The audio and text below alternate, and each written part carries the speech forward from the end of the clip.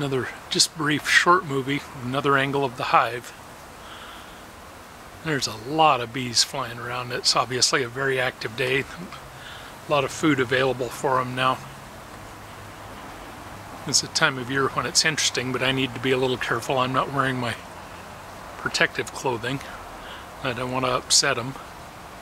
So I'm staying away from the front of the hive as it is. But I'll dress up and go get that other box that's on the ground close to them. What I might do is just add it as a second box on top of the hive to give them more space inside and see if that doesn't solve the problem. Take care.